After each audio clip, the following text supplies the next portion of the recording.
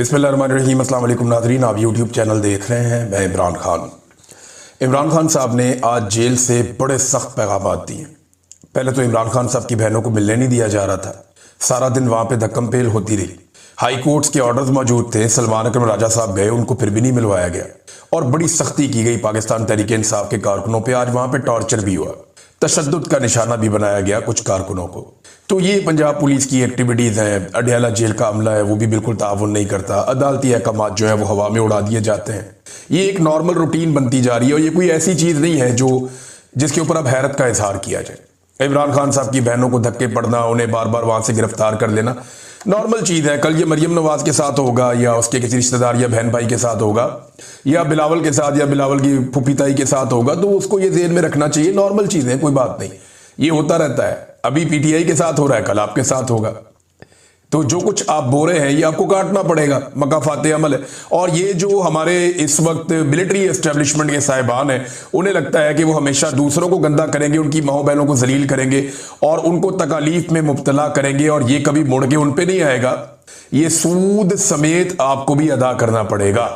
ये जो आग आपने लगाई है ना लोगों के घरों में, ये आपके अपने मिलिट्री एस्टेब्लिशमेंट के जो करता धरता है ना, ये आप दुनिया में जहां मर्जी भाग जाएं, ये आग आपके दरवाजों तक आएगी। यहां इस जग में भी आपको जवाब देना पड़ेगा। परवेज मुशर्रफ की मौत याद है ना, किस किस्म की बीमारी उन्हें लग गई थी, किन हालात में उन्होंने अपनी जिंदगी आखिर में गुजारी। अल्लाह रब्बुल इज्जत का कानून बड़ा सख्त है और फिर जाकर अल्लाह को जवाब भी देना पड़ता है जो मासूमों के साथ किया जाए। जैसे इंसानों को पकड़ पकड़ के अमेरिका के हवाले किया गया, जिस तरीके से कत्लेआम किया गया, सारी दुनिया जानती है। तो इमरान खान साहब ने क्या कहा, जरा ये आप सुने। ये बड़ी इमरान खान साहब के बड़े स्ट्रेट फॉरवर्ड बयान आते हैं आसिम मुनीर के बारे में। वो ये कहते हैं कि इस वक्त मुल्क का जो कंट्रोल है आसिम मुनीर फर्दे वाहिद के पास है। आसिम मुनीर इतना जालिम आदमी है कि एक ज़हनी मरीज है जैसे ये इमरान खान साहब ने कहा। आसिम मुनीर को कहा कि ये बहुत जालिम आदमी है और ये एक ज़हनी मरीज की तरह है। पाकिस्तान की तारीख में जितना जुल्म आसिम मुनीर ने किया अपने दौर में, इतना किसी और डिक्टेटर ने नहीं किया। ना इन्होंने बच्चे छोड़े, ना औरतें छोड़ी, ना बुजुर्ग और ज़ईफ लोगों को छोड़ा। फिर डॉक्टर यास्मीन राशिद की इमरान खान साहब ने जेल में एग्जाम्पल दी, क्योंकि वो अपनी बहन एक बहन से वो मिले, उस्मा खानम से, तो वो बता रही हैं सारी बातें बाहर आकर कि डॉक्टर यास्मीन राशिद केस की उन्होंने मिसाल दी इमरान खान साहब ने कि वो कब से जेल में है और उनका कसूर क्या है। सिर्फ यही कसूर है कि उन्होंने कहा कि जी मैं पाकिस्तान तहरीक इंसाफ को नहीं छोड़ूंगी, और जिन लोगों ने छोड़ दिया पाकिस्तान तहरीक इंसाफ को, उन्हें आम माफी दे दी गई। बुशरा बीबी क्योंकि इमरान खान साहब के साथ डट के खड़ी हो गई तो उन्हें कहते तन्हाई में रखा हुआ है। अब ये अपनी कुर्सी की खातिर कुछ भी कर गुजरेगा। ये आसिम मुनीर के बारे में इमरान खान साहब ने कहा कि आसिम मुनीर साहब अपनी कुर्सी की खातिर, वैसे कुर्सी का जो पुरानी एक आईनी मुद्दत है जो हमेशा से हमारे मुल्क में राइज है, उसके मुताबिक आसिम मुनीर साहब के 3 साल अब पूरे हो गए। ये उनका फेयरवेल का टाइम चल रहा है, बिल्कुल आखिरी चंद दिन रह गए हैं। इसके अंदर वो नॉर्मली आर्मी चीफ तमाम कोर्स में जाते हैं, इधर उधर जाके मुलाकातें करते हैं, अलविदाई मुलाकातें करके खुदा हाफिज करके वाइंड अप कर देते हैं। आर्मी चीफ नॉर्मली ये करते हैं इन दिनों में। लेकिन आसिम मुनीर साहब ऐसी कोई भी एक्टिविटी नहीं कर रहे। इसका मतलब है जाना जुना कोई नहीं उन्होंने, और वो पक्के होके बैठे हुए हैं। अब इमरान खान साहब ये कह रहे हैं कि ये सिर्फ अपनी कुर्सी की खातिर कुछ भी कर गुजरेगा। ये इस मुल्क में आसिम लॉ है। मुल्क की अखलाकियात खत्म हो गई हैं। जिस तरह सिक्योरिटी फोर्सेस आम लोगों को गोलियां मार रही हैं, जिस तरह हमारे साथ हुआ पाकिस्तान तहरीक इंसाफ के कारकुनों को गोलियां मारी गई, जिस तरह मुरीदके में कत्लेआम हुआ, कश्मीर में जो कुछ हुआ अवाम के साथ, इसके पीछे सिर्फ एक आदमी है जो आसिम मुनीर है। यानी इमरान खान साहब का यह मानना है कि कत्ल व गारतगिरी के जितने वाकयात हुए उनके पीछे आसिम मुनीर साहब। देखिए, जनरल बाजवा ने बड़ा गंद मारा था पाकिस्तान की पॉलिटिक्स में। ख्वाजा आसिफ के बकौल जनरल बाजवा ने वो घटिया और इतनी ज्यादा सियासत की कि ख्वाजा आसिफ जैसा सियासतदान भी अपनी सारी जिंदगी में इतनी सियासत नहीं कर पाया। तो जनरल बाजवा की बड़ी घटिया सियासत थी, लेकिन गोलियां उसके दौर में नहीं चली। इस तरह बंदों का इस तरह कत्लेआम उसके दौर में नहीं हुआ। लेकिन अब इमरान खान साहब कह रहे हैं जो कत्लेआम हुए ये सारे के सारे इमरान खान साहब ने उठा के आसिम मुनीर साहब के खाते में डाले। उन्होंने कहा जी बिल्कुल इसके पीछे सिर्फ एक आदमी है जो आसिम मुनीर है। पीटीआई किसी से बातचीत नहीं करेगी। अच्छा, अब ये जो मुज़ाकरात के हवाले से ढोल पीटा जा रहा है कि मुज़ाकरात किए जाए, हुकूमत को अंगेज किया जाए, एक कदम हुकूमत आगे बढ़ जाए, पीटीआई एक कदम पीछे हट जाए, एहतजाज की सियासत खत्म कर दी जाए, ये आजकल बहुत शद्द और मद के साथ ये बयानियां इमरान इस्माइल साहब और फवाद चौधरी साहब ये ज्यादा बात कर रहे हैं, और गुज़िश्ता चंद दिनों से ये बहुत ज्यादा मुतहर्रिक भी है। इमरान इस्माइल साहब क्योंकि इतने पक्के सियासतदान नहीं है, वो इमरान खान साहब से उनके ताल्लुकात बहुत अच्छे थे, पुराने साथी थे, गवर्नर बन गए थे। लेकिन इमरान इस्माइल साहब वैसे भी कमजोर आदमी है, कच्चे आदमी है, फौरी तौर पे पैरों से निकल जाते हैं, तो वो बात भी बता देते हैं जो बात नहीं बताने वाली होती। तो इमरान इस्माइल साहब ने खुल के बता दिया कि हमारी तो एस्टेब्लिशमेंट ने मुलाकात करवाई शाह महमूद कुरैशी से और दीगर साथियों से, और वो राब्ते जो हैं वो मौलवी महमूद साहब के हैं, वो हमारे ये राब्ते वाब्ते करवा रहे थे। फवाद चौधरी साहब कभी ऐसी गलती या इस तरह की बात नहीं करेंगे। अब इमरान इस्माइल साहब और फवाद चौधरी साहब कह रहे हैं कि जी मुज़ाकरात करने पड़ेंगे, हुकूमत के साथ बैठकर बात करते हैं, अपोजिशन को इकट्ठा करते हैं, हुकूमत को इकट्ठा करते हैं, फिर एस्टेब्लिशमेंट के साथ मिलकर बात करते हैं। ये फवाद चौधरी साहब का फॉर्मूला है। इमरान खान साहब ने इसके ऊपर अब रिएक्शन दिया, क्योंकि वहां बात हुई ना जेल के अंदर, उन्हें बताया कि जी बाहर मुज़ाकरात के ढोल पीटे जा रहे हैं और ये कहा जा रहा है, और सुहेल अफरीदी को आपसे मिलने की अभी तक इजाजत नहीं दी गई। तो इमरान खान साहब ने कहा जी कि पीटीआई किसी से कोई बात नहीं करेगी, और मुज़ाकरात हमने इस जाली फार्म 47 की हुकूमत के साथ हम कैसे कर सकते हैं, इनसे बात करने का कोई फायदा नहीं है। एस्टेब्लिशमेंट ने जब भी हमारे साथ बातचीत की या कोई एंगेजमेंट हुई तो पाकिस्तान तहरीक इंसाफ पर बातचीत के दौरान जुल्म मजीद बढ़ा दिया गया, ना ही फार्म 47 ना ही एस्टेब्लिशमेंट के साथ, यानी ये जाली हुकूमत के साथ भी और एस्टेब्लिशमेंट के साथ भी पाकिस्तान तहरीक इंसाफ कोई बातचीत नहीं करेगी। इमरान खान साहब ने कैटेगोरिकली ये स्टेटमेंट दे दिया कि तहरीक की तैयारियां करो, जाके जो करना है वो भी इमरान खान साहब ने बता दिया, वो मैं आपको आगे बता देता हूं। लेकिन इमरान खान साहब ने यह वादे कर दिया कि कोई भी पाकिस्तान तहरीक इंसाफ ना तो हुकूमत के साथ बातचीत करेगी ना ही एस्टेब्लिशमेंट के साथ बातचीत करेगी। जो भी बातचीत होगी वो जो एक इत्तेहादियों का प्लेटफॉर्म बना हुआ है तहरीक तहफ़्फ़ुज़ आईन पाकिस्तान का, जहां पे अचकज़ई साहब हैं, अल्लामा राजा नासिर अब्बास साहब हैं और पीटीआई के दीगर लोग भी हैं, वो प्लेटफॉर्म अपने तौर पे बातचीत कर सकता है, एंगेजमेंट्स कर सकता है, लेकिन पाकिस्तान तहरीक इंसाफ सिर्फ उस प्लेटफॉर्म को सपोर्ट कर सकती है। डायरेक्ट किसी बातचीत का हिस्सा पाकिस्तान तहरीक इंसाफ ना तो एस्टेब्लिशमेंट के साथ बनेगी और ना ही हुकूमत के साथ किसी बातचीत का हिस्सा बनेगी। तो ये इमरान खान साहब का एक फैसला है। फिर इमरान खान साहब ने कहा कि तारीख में किसी सियासी कैदी को मेरी तरह नहीं रखा गया, मुझे कैद मंजूर है, मगर आसिम मुनीर की गुलामी किसी हाल में कबूल नहीं है। कैद में मुझे मौत आ जाए मगर गुलामी किसी तरह कबूल नहीं करूंगा। अब ये इमरान खान साहब ने बड़ा कैटेगोरिकली कह दिया, क्योंकि वो ये समझते हैं कि आसिम मुनीर साहब इमरान खान साहब को सरेंडर करवा के अपने गुलाम के तौर पे बाहर लाना चाहते हैं। वैसे आसिम मुनीर साहब को इस बात का शौक है, ये मैं ज़ाती तौर पे इसलिए जानता हूं कि एक दिन आसिम मुनीर साहब ने 3 सहाफ़ियों का नाम लिया और एक चौथे सहाफ़ी के सामने ये कहा, अगर वो सहाफ़ी ये सुन रहे हैं तो वो इसकी तस्दीक कर सकते हैं अगर करना चाहें तो, नहीं तो फिर आसिम मुनीर साहब की रिटायरमेंट के बाद तस्दीक कर दें, तस्दीक तो इसकी हो जानी है। आसिम मुनीर साहब ने एक सहाफ़ी को यह कहा कि इमरान रियाज से मैं कदम बोसी करवाऊंगा जैसा कि कौन करता है, तलत हुसैन का नाम लिया था, और भी 2 नाम लिए थे, मैं पर्दा रख रहा हूं, लेकिन तलत हुसैन का मैं इसलिए ले रहा हूं कि तलत हुसैन साहब सारी हदें अबूर करते जा रहे हैं, सारी हदें क्रॉस करते जा रहे हैं। तो आसिम मुनीर ने जिन 3 सहाफ़ियों का नाम लिया कि जैसे वो मेरी कदम बोसी करते हैं ऐसे मैं इमरान रियाज से भी कदम बोसी करवाऊंगा और उसकी नाक रगड़वाऊंगा। मेरा अल्लाह ना रगड़वाए तो किसी का बाप भी नहीं रगड़वा सकता। मेरा रब अगर मेहरबान हो ना, मेरा रब अगर मेहरबान है, मेरा रब अगर मदद करे और वो सब्र दे तो कोई नाक ऐसे रगड़वा नहीं सकता। इज्जत मेरे अल्लाह रब्बुल इज्जत के हाथ में। मैं यानी इनकी कैद के अंदर रहा हूं, इन्होंने वो जुल्म किए हैं, अजीबो गरीब इन्होंने हरकतें की हैं, मेरी वो हालत कर दी वो बता नहीं सकता आपको मैं, लेकिन चले कोई नहीं, टाइम गुजर गया। तो ये इमरान खान साहब ने भाई क्लियरली कह दिया, उन्होंने कहा नहीं, मौत कबूल करूंगा, कैद कबूल करूंगा, आसिम मुनीर की गुलामी किसी हालत में कबूल नहीं करूंगा और मैं मरना पसंद करूंगा, ये इमरान खान साहब ने कहा। फिर उन्होंने कहा जी कि दुनिया की तारीख में कौमों का हाल तब तक तब्दील नहीं होता जब तक वो खुद को तैयार नहीं करती। आजादी या मौत, आपको एक चुनना पड़ेगा, या आप आजादी लेंगे या आप मौत लेंगे। कौम को इस लेवल तक अपने आप को तैयार करना पड़ेगा। जब तक कौम खुद को तैयार नहीं करती तब तक आजादी नहीं मिलेगी। फिर इमरान खान साहब ने कहा, क्योंकि सलमान अकरम राजा साहब पे तो बहुत बड़ी जबरदस्त बम्बारमेंट होती है, उन पे अटैक किया जाता है सलमान अकरम राजा साहब पे, तो उनके हवाले से इमरान खान साहब ने कहा जी मुझे उस पर पूरा भरोसा है सलमान अकरम राजा पे, और उन्हें पैगामात पहुंचाए जाएं मेरी जानिब से, क्योंकि पार्टी को कुछ पैगामात इमरान खान साहब ने पहुंचाए, वो सलमान अकरम राजा साहब लेकर जाएंगे और ले जाकर पार्टी के लोगों को देंगे। अब क्योंकि खान साहब ने ये पैगाम है इनके, जब ट्विटर हैंडल से आएगा तो बाकी जो चीजें रह गई हैं वो फिर रिकॉल करके वो बताते हैं और फिर इमरान खान साहब का पूरा एक ट्वीट जारी हो जाता है, वो ट्वीट भी जारी हो जाएगा। लेकिन चंद चीजें मैं आपके सामने रखता हूं जो बड़ी इंटरेस्टिंग है। इमरान खान साहब ने मुरीदके का तस्करा किया तो आज सुबह सुबह एक वीडियो आई, मैंने उस वीडियो को बड़े गौर से देखा। जिस शख्स ने मुझे वीडियो भेजी उसने कहा जी और वीडियोस भी हैं उसकी इतला के मुताबिक, और वो ये कह रहा है कि ये एक वीडियो नहीं है, ये ज्यादा वीडियोस हैं और वक्त आने के साथ साथ मजीद वीडियोस सामने आ सकती हैं। इन वीडियोस में ना मुरीदके लिखा हुआ है, पीछे एक बाटा की दुकान भी है, उसके ऊपर नंबर भी लिखा हुआ है, पीछे एक जगह पे एक लिखा हुआ मोटरसाइकिल सवार हजरात जो हैं वो अंडरपास से गुजरे हैं, वो भी एक जगह पे लिखा हुआ है, सामने कुछ नंबर लिखे हुए हैं, एक एड्रेस लिखा हुआ है मुरीदके का। तो ये कंफर्म हो रहा है कि ये एरिया कहीं मुरीदके का ही है।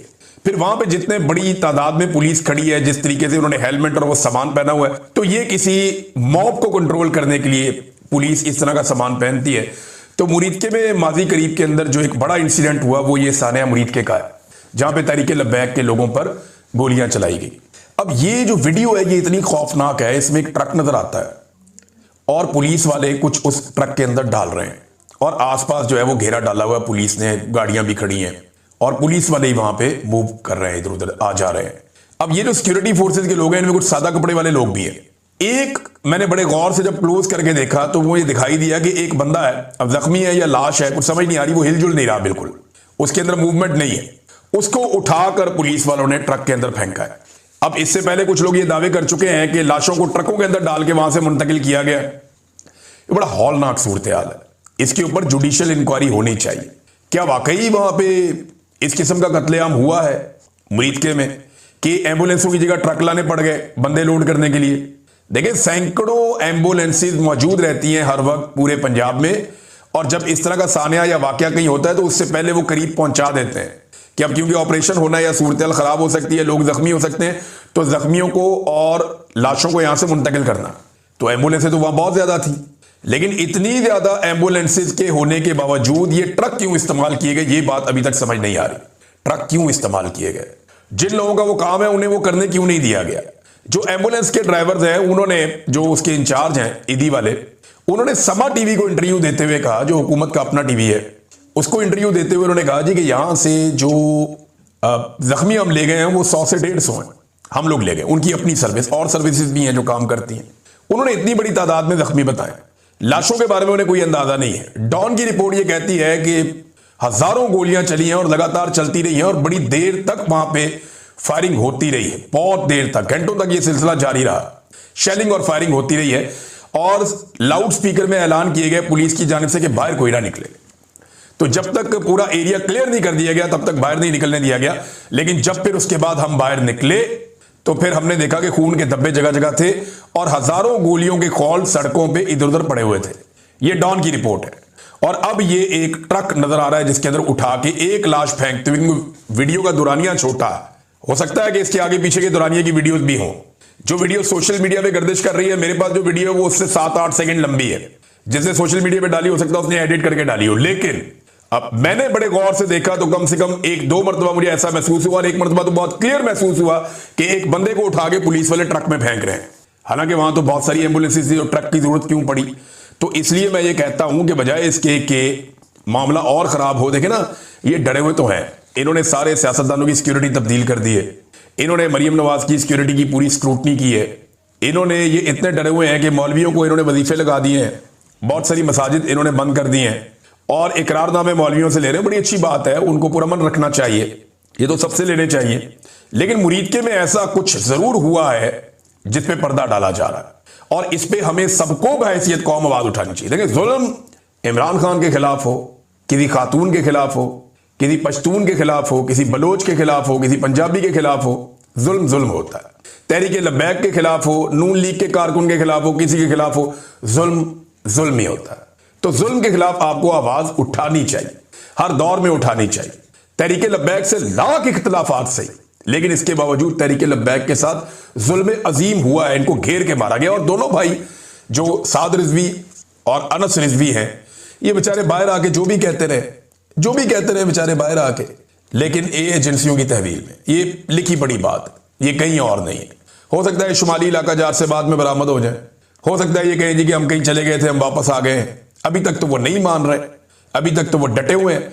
और दूसरा, उनको अंदर रखना भी मकसूद है, वो इसलिए अभी उन्हें अंदर रखना मकसूद है क्योंकि इस वक्त जो तहरीके लब्बैक है उसके गुब्बारे में से हवा निकाली जा रही है। पीटीआई का मैं आपको बता रहा था, कोई बंदा खरामा मिलता था, प्रेस कॉन्फ्रेंस करवा के बड़े खुश होते थे। मिलिट्री एस्टेब्लिशमेंट के लोग और तहरीके लब्बैक के लोग जत्था बना के आते हैं। ये हमला करने भी जत्था बना के आते थे, ये प्रेस कॉन्फ्रेंस करने भी जत्था बना के आते हैं। 20-20, 25-25, 30-30 इकट्ठे बैठ के कहते हैं जनाब कि हमारा कोई ताल्लुक नहीं है तहरीके लब्बैक से, हम जानते नहीं है जी, हमें माफ कर दें, हम इसके साथ कोई ताल्लुक नहीं रखना चाहते, पाकिस्तान जिंदाबाद, पाक फौज पाइंदाबाद, और जनाब अली हम वफादार रहेंगे, हम जनाब जैसे कहेंगे वैसे चलेंगे।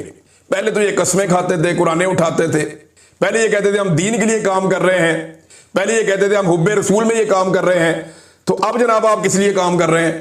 तो इस तरह के दावे नहीं करने चाहिए और इस तरह के ताने दूसरों को नहीं देने चाहिए कि वक्त आने पर आप बुरी तरह एक्सपोज हो जाए। तो तहरीके लब्बैक वालों ने ज्यादती जरूर की थी, लेकिन उनके साथ बहुत बुरी हो रही है। अभी मैं फिर आज देख रहा था, बहुत सारे बंदे जी मेरा भी कोई ताल्लुक नहीं है, मेरे अब्बू का भी कोई ताल्लुक नहीं है। वो दूसरा एक आ गया कहता जी मैंने इलेक्शन जरूर लड़ा लेकिन मैं तहरीके लब्बैक से खुश नहीं हूं जी, हम उनसे अपनी अलहदगी करते हैं, हमारा कोई उनसे ताल्लुक नहीं है। तो धड़ाधड़ उनकी जो है वो प्रेस कॉन्फ्रेंसेज करवाई जा रही है एक के बाद एक।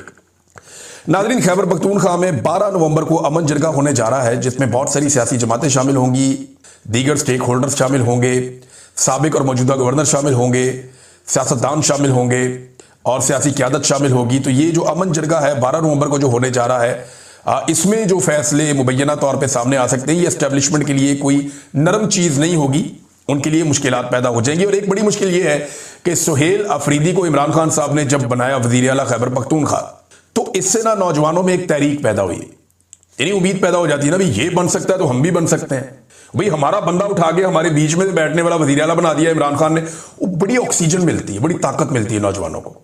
तो नौजवान खैबर पख्तूनख्वा में पहले से बहुत ज्यादा मुतहर्रिक है और पाकिस्तान तहरीक इंसाफ को अभी कोई एहतजाज की इतनी जल्दी भी नहीं है।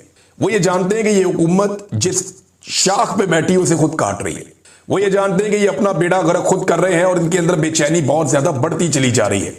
ना सिर्फ इदारों में बेचैनी बढ़ रही है बल्कि हुकूमत के ईवानों के अंदर भी बेचैनी बढ़ रही है और एक के बाद एक ख्वाहिश जो एस्टेब्लिशमेंट की है, जैसा कि अब 27वीं आईनी तरमीम है, उसे पूरा किया जा रहा है।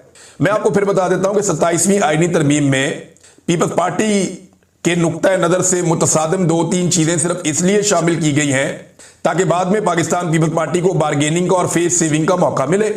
तो पीपल्स पार्टी बाद में ढोल पीटेगी कि जनाब देखें हमने जमहूरियत बचा ली, हमने आईनी तरमीम पास करवा ली, और भाई जो मिलिट्री एस्टेब्लिशमेंट ने कह दिया ना वो तो आपने जूते पॉलिश करके कर देना है। ये तो बिलावल और जरदारी इनकार कर दें, सवाल ही पैदा नहीं होता, सवाल ही पैदा नहीं होता। ये एग्जैक्टली वही कहेंगे जो इनको मिलिट्री एस्टेब्लिशमेंट हुक्म दे देगी। ये तो इनको थोड़ी फेस सेविंग दी गई है कि जनाब हम हमको ये भी कहेंगे तो कहना जी ये हमने नहीं करना, तो हम आपसे फिर इस पे बार्गेन कर देंगे कि ठीक है जी ये वाला ना करें। मोहसिन बेग साहब ने इससे मिलती जुलती पूरी एक खबर भी जारी कर दी है और मोहसिन बेग साहब इस पे बड़ा सादा सादा वो फरमाते हैं कि जनाब ये चीज़ें तय हो गई हैं, इसके बाद कश्मीर में जो है वो पीपल्स पार्टी को हुकूमत भी दे दी जाएगी, ये भी फार्मूला तय हो गया है। तो पीपल्स पार्टी बिल्कुल वही करेगी, हल्की फुल्की बार्गेनिंग के बाद, कोई इसमें खराबी वाली बात नहीं है। हाँ, एक दिलचस्प सूरत हाल है जिसपे कुछ लोग गौर दिला रहे हैं। ये आमिर खान साहब हैं, जर्नलिस्ट हैं, इन्होंने बड़ी मजेदार बात लिखी है। बंदे को क्रेडिट देना चाहिए जो इस बारे में सोच रहा है। वैसे तो ये नंबर सबके सामने है। उन्होंने कहा 27वीं आईनी तरमीम में हुकूमत सेनेट में फंस जाएगी, वहां उनको 3 वोट मजीद दरकार है। अब उन्हें ANP को साथ में लाना पड़ेगा कि 1 वोट उसका पड़ जाए एमएल वली खान का और 2 वोट फजलुर रहमान से लेने पड़ेंगे। PTI तो वोट नहीं देगी, तो फजलुर रहमान के 2 वोट लेने के लिए फजलुर रहमान साहब को फिर लचक दिखानी पड़ेगी। अच्छा, मैं आपको ये बताऊं, फजलुर रहमान साहब के अपने पिछली दफा भी 2-3 सेनेटर उनके कंट्रोल में नहीं थे और अब भी नहीं है, तो वो सेनेटर तो जाएंगे उधर ही जहां एस्टेब्लिशमेंट उन्हें कहेगी। तो फजलुर रहमान साहब कोई ना कोई रास्ता निकाल के कोई ना कोई गेम करके एक मरतबा फिर अपनी इज्जत बचाने की कोशिश करेंगे, लेकिन होगा ये कि फिर एक मरतबा आला कार के तौर पे इस्तेमाल हो जाएंगे। नाज़रीन, इमरान खान साहब को जो लोग मशवरे दे रहे हैं आजकल, उनके बारे में अलीमा खानम ने भी स्टेटमेंट दे दिया। उन्होंने कहा जी फवाद चौधरी, असद उमर, इमरान इस्माइल और इन जैसे बेशुमार प्रेस कॉन्फ्रेंस करके पार्टी को मुश्किल वक्त में छोड़ जाने वालों पर अपना वक्त बर्बाद करना बंद कर दीजिए। इन लोगों की बात कीजिए जो शहीद हुए, जिनको मिलिट्री कोर्ट से सजाएं हुई, वो तमाम लोग जो 2.5 साल से अब तक जेलों में कैद हैं, इनके लिए आवाज उठाएं कि इनको इंसाफ क्यों नहीं मिल रहा। वो आम लोग जिनके घर बर्बाद हो गए, घर वाले फाकों तक आ गए, उनकी बात कीजिए। ये अलीमा खानम ने स्टेटमेंट दिया है। अब मीडिया के ऊपर किस किस्म की पाबंदियां हैं, बाकी चीज़ें भी हैं मेरे पास खबरें कुछ, वो अगले वीलॉग में मैं आपके साथ शेयर करूंगा। इमरान खान साहब का तफसीली बयान भी आ जाएगा। अब तक के लिए इतने ही, अपना ख्याल रखिएगा, अपने चैनल का भी। अल्लाह हाफ़िज़।